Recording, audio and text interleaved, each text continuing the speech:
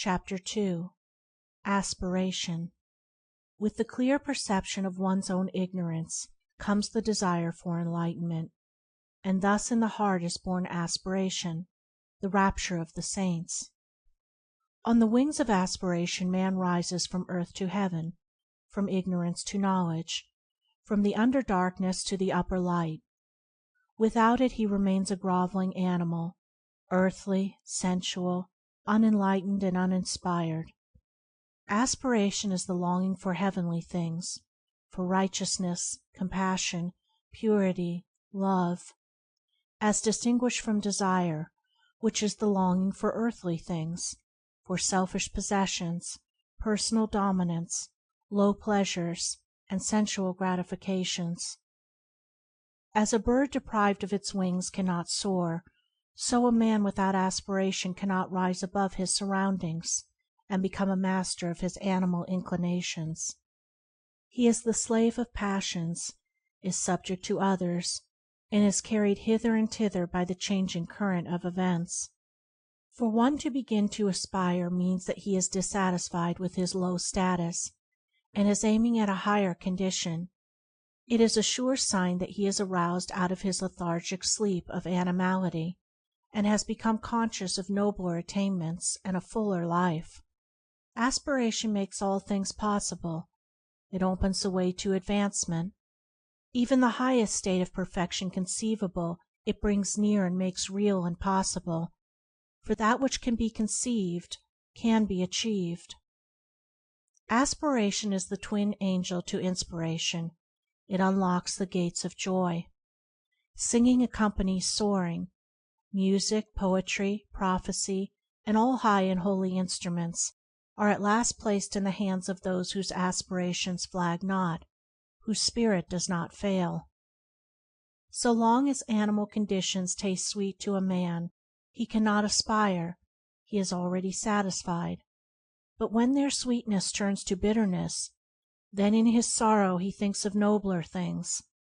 When he is deprived of earthly joy, he aspires to the joy which is heavenly. It is when impurity turns to suffering that purity is sought. Truly aspiration rises, phoenix-like, from the dead ashes of repentance, but on its powerful pinions man can reach the heaven of heavens. The man of aspiration has entered the way which ends in peace, and surely he will reach that end if he neither stays nor turns back. If he constantly renews his mind with glimpses of the heavenly vision, he will reach the heavenly state.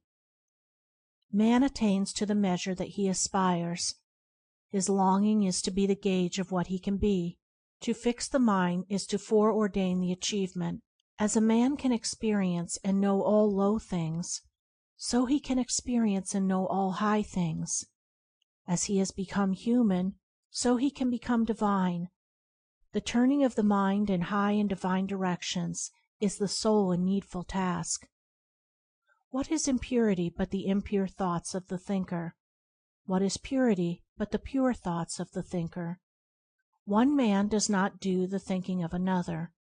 Each man is pure or impure of himself alone. If a man thinks, "It is through others or circumstances or heredity that I am impure," how can he hope to overcome his errors? Such a thought will check all holy aspirations, and will bind him to the slavery of passion. When a man fully perceives that his errors and impurities are his own, that they are generated and fostered by himself, that he alone is responsible for them, then he will aspire to overcome them.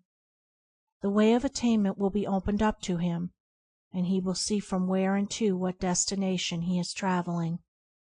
The man of passion sees no straight path before him, and behind him all is fog and gloom.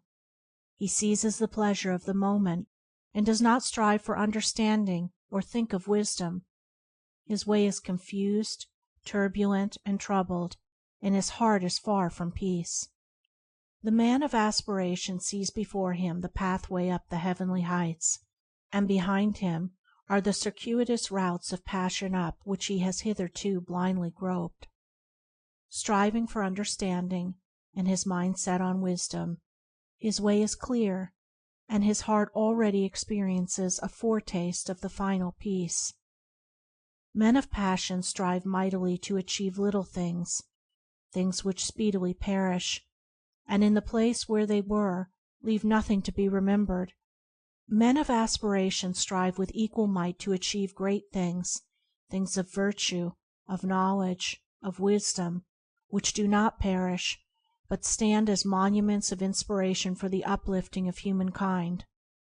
As the merchant perceives worldly success by persistent exertion, so the saint achieves spiritual success by aspiration and endeavor.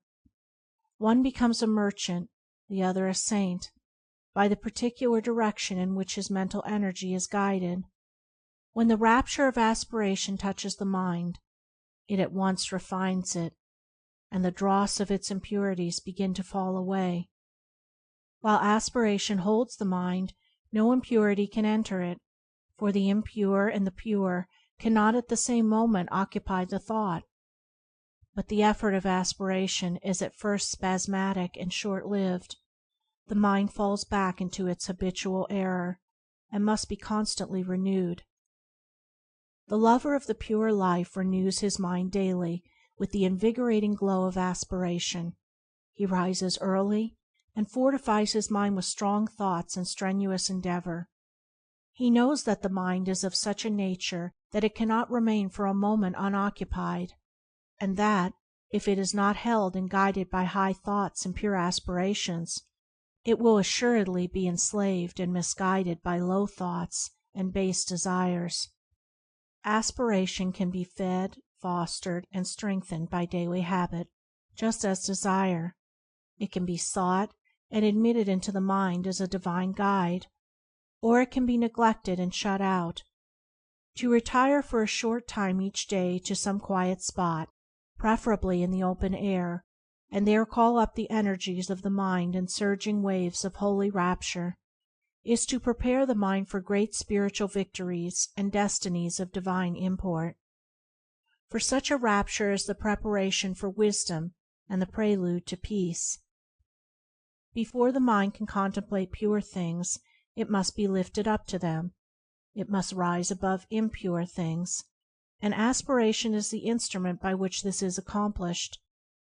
By its aid the mind soars swiftly and surely into heavenly places, and begins to experience divine things.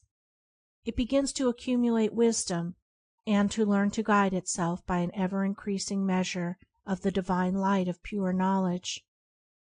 To thirst for righteousness, to hunger for the pure life, to rise in holy rapture on the wings of angelic aspiration, this is the right road to wisdom. This is the right striving for peace. This is the right beginning of the way divine.